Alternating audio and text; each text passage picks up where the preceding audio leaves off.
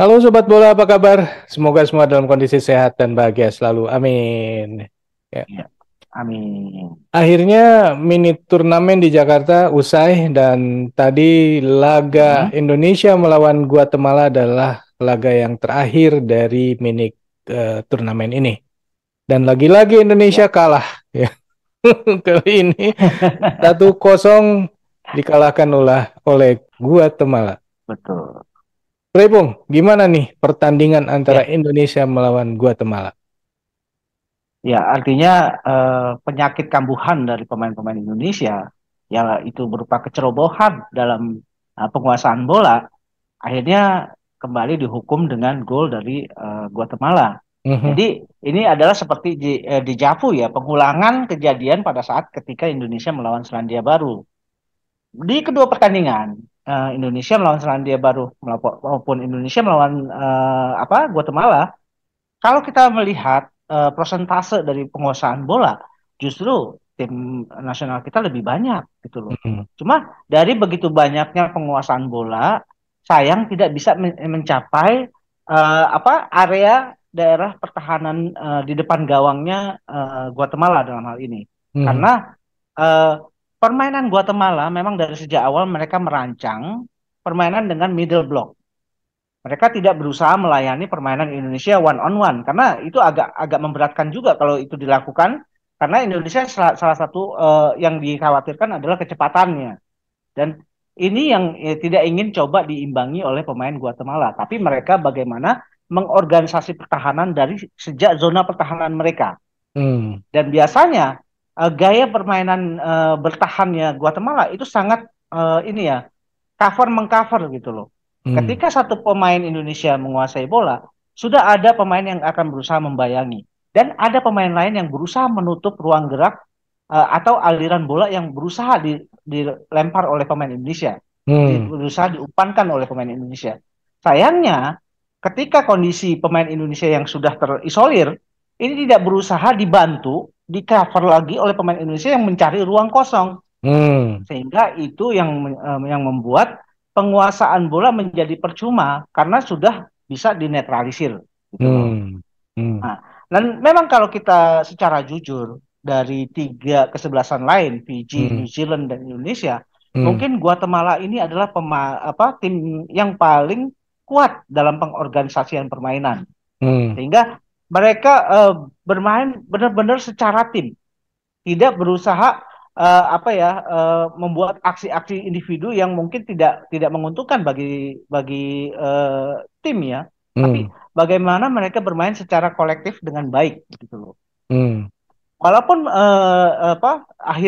pada akhirnya ya Guatemala bermain dengan 10 pemain setelah satu pemainnya juga kena dua kartu kuning cuma itu sayangnya ya banyak sekali peluang-peluang yang tidak bisa dimanfaatkan oleh pemain Indonesia.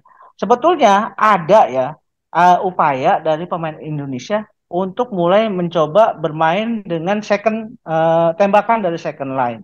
Mhm. Tapi ini sudah dibaca oleh pemain-pemain Guatemala. Ketika pemain yang punya potensi untuk melakukan tendangan dari second line, mereka langsung menutup, mereka langsung mendekat. Mhm. Jadi ruang gerak untuk melakukan tembakan itu tidak bisa dilakukan.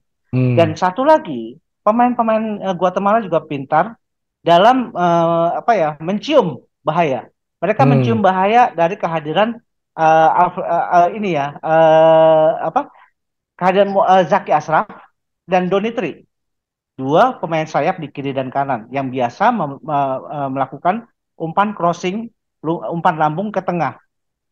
Nah, kedua wing ini dinetralisir dengan berusaha dibayangi terus. Jadi Mhm. mereka kedua wing kita tidak bisa mengumpan ke arah depan gawangnya Guatemala.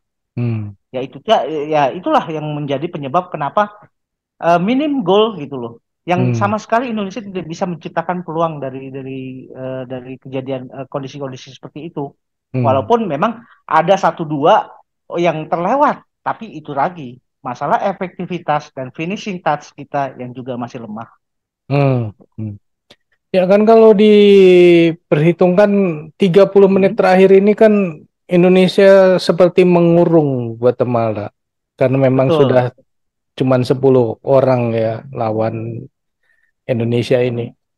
Tapi Ya, tetap nggak berhasil juga. ya. Dan ini juga kan sebuah pengalaman yang sangat bagus sebetulnya ya, Mhm. bahwa mungkin STY juga bisa mengevaluasi bagaimana kelemahan pemain Indonesia pertama ya dalam hal ketenangan di lapangan belakang. Hmm. Sehingga ketenangan inilah yang kemudian hilang pada saat pertandingan yang membuat blunder dan terciptanya gol dari Selandia Baru dan dari Guatemala. Hmm. Kemudian yang PR yang sangat penting juga adalah bagaimana efektivitas untuk memanfaatkan peluang itu Hmm. tidak didapat. Hmm. Kemudian pengalaman yang berikutnya adalah kita juga dikasih gambaran bahwa lawan-lawan yang akan dihadapi oleh tim kita bisa saja bermain seperti Venezuela yang banyak drama gitu loh, yang bisa menguras dan memprovokasi ini ya emosi pemain-pemain kita, dan ini yang Ya, juga harus kita bisa manage gitu loh. Jangan sampai ini kejadian kita losing control jadi berbuah kartu. Itu yang ya, hampir-hampir kejadian gitu loh, Bro. ya, betul. Ya sebenarnya ketika ada pemain yang tidak mau keluar itu kan sebenarnya harusnya urusan wasit lah. Pemain nggak usah Betul, ikut-ikutan ya. Kemarin juga begitu betul. waktu lawan New Zealand, selain baru ya. Ya, Kemudian malah jadi kartu kuning kan akhirnya gara-gara ya. itu gitu. Nah, ya, tadi untung aja yang lawan Guatemala ini tidak di kartu kuning walaupun ya itu jelas banget kan itu apa namanya dramanya keren juga ya aktornya ini kalau kemarin kita lawan Fiji itu kita bermain silat ya atau apa namanya UFC ya. UFC ya. Kalau lawan Guatemala ini banyak juga bermain dengan gaya-gaya drama gitu ya. Dan Betul. menurut saya wasit juga agak agak ini ya, agak Hmm, kurang cukup tegas ya ketika ada pemain Indonesia yang diinjak gitu kan. ya, Ada komentar ya. mengenai wasit, Bro? Saya pikir selama 90 menit permainan wasit ini cukup ini ya, cukup fair dalam hal ini ya. Mhm. Walaupun memang karena ketiadaan VAR dan segala macam ada Hmm. beberapa momen yang terlewat oleh mereka oleh wasit. Tapi Mhm. seharusnya momen ketika ada pemain Guatemala yang diusir keluar tapi dia berusaha masuk lagi, itu Mhm. wasit harusnya sudah mengambil tindakan yang lebih tegas, kalau perlu membawa pemain tersebut ke luar.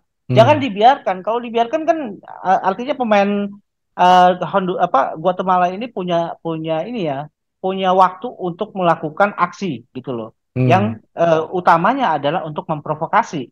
Hmm. Nah, hampir Zaki Ashraf kena provokasi Hmm. ketika pemain Guatemala malah berusaha ke tengah lapangan lagi Hmm. yang udah dapat kartu merah itu. Nah, ini juga kan agak-agak disayangkan ya bahwa ketegasan wasit dalam hal ini agak kurang. Seharusnya wasit yang mengawal pemain tersebut sampai keluar lapangan, jangan Hmm. dibiarkan gitu loh. Hmm. Ya itu sebetulnya agak kekurangan dari wasit Indonesia tersebut ya. Ini Hmm. wasit FIFA loh sebetulnya. Ya, Ya. tapi ya itu terlepas dari masalah itu, tapi dari pertandingan-pertandingan ini kita melihat bahwa tim kita juga ya secara jujur, kalau melihat dari tiga pertandingan ini, untuk bermain di level-level Piala Dunia, mungkin masih banyak yang harus dibenahi. Ya Hmm. itu, ya itu tadi ya, terutama bagaimana mengelola ini ya tingkat kecerobohan ini untuk diminimalkan. Hmm. Yang kedua adalah bagaimana mencoba untuk mengefektifkan serangan Hmm. dan menciptakan gol. Itu yang paling penting, gitu, Bro. Oke. Ya memang dari mini turnamen ini Guatemala menjadi pemuncak ya karena dari 3 laga Betul, 3 kali menang. Kemudian betul. kedua adalah Selandia Baru 3 kali main 2 kali menang. Yang ketiga Ya, Indonesia 1 kali menang. ya. Dan yang terakhir adalah Fiji tidak pernah menang. Ya, tapi gini, kalau ngelihat dari laga tadi Hmm, ya gitu, ya, dan juga laga-laga yang sebelumnya, kalau misalkan dipilih 11 pemain Indonesia yang layak untuk menjadi tim inti, kira-kira siapa aja, ya, bro? ya. Kalau saya mungkin kalau kiper masih ada kebimbangan antara Cahaya Supriyadi dengan Dava ya. Mhm. karena kedua kedua kiper ini juga belum menunjukkan aksi-aksi yang sebetulnya menawan ya, katakanlah ya. Mhm. Karena Mhm. sebetulnya serangan-serangan dari Selandia Baru, serangan-serangan dari Guatemala itu juga sebetulnya tidak sampai ke apa kedua kiper kita gitu loh. Mhm. Jadi untuk kedua kiper baik Cahya atau Dava itu masih punya peluang gitu loh. Mhm. Kemudian kalau untuk back di back belakang itu saya masih mempercayakan ya kepada Kakang, kemudian kepada Ferrari dan satu lagi kepada ini Sultan Zaki. Saya pikir Mhm. Sultan Zaki masih bagus ya. Mhm. Kemudian untuk di tengah, kalau saya melihat pada ini ya formasi yang ada sekarang, saya melihat pada Donitri, kemudian Zanadin Faris, Arkan Fikri, Ahmad Maulana dan Zaki Ashraf. Mhm. Nah, untuk di depan itu saya masih melihat pada Ginanjar Wahyu atau ya Ginanjar Wahyu dengan Hoki Caraka gitu loh. Saya sih Mhm. melihatnya ke situ. Sementara untuk pelapis bisa bisa yang lain ya, bisa Rabani Tasnim, Mhm. Mhm. Mhm. kemudian Ferdiansah dan segala macam gitu loh, bro. Ya. Jadi sebetulnya dengan formasi yang sekarang ini aja kita juga kan melihat bahwa ada progres dari apa yang bisa dicapai timnas kita. Nah, Mhm. tentu dengan belum hadirnya pemain-pemain ya salah satunya adalah Marcelino, Mhm. kemudian ada kemungkinan kalau mungkin di Piala Dunia nanti adalah tiga pemain naturalisasi, ini Mhm. juga kan akan menambah ini ya kualitas pemain-pemain kita nanti Ya. secara tim gitu Ya. bro.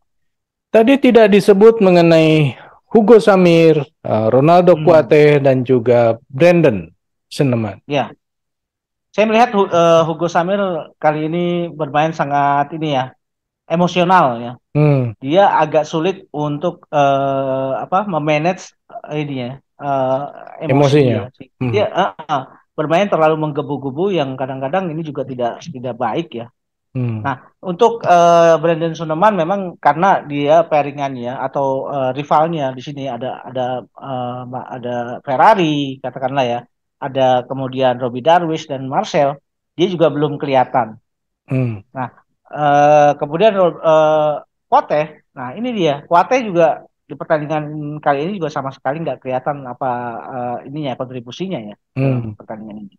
Oke, itu jadi 11 ya udah kesebut ya itu kira-kira yang akan menjadi pilihan lah buat Bro Ipung kalau Indonesia akan berlaga di Betul, Piala Asia ya. Tapi kalau STY pasti pertimbangannya lain lagi. beda pasti. Ya. Ya memang dari pemain-pemain yang ada, memang ya itulah yang saya lihat menonjol ya dari tiga laga yang mereka lakukan. Mhm. Jadi dinamikanya mengenai perubahan susunan ini kan sangat mungkin terjadi di saat-saat akhir nanti.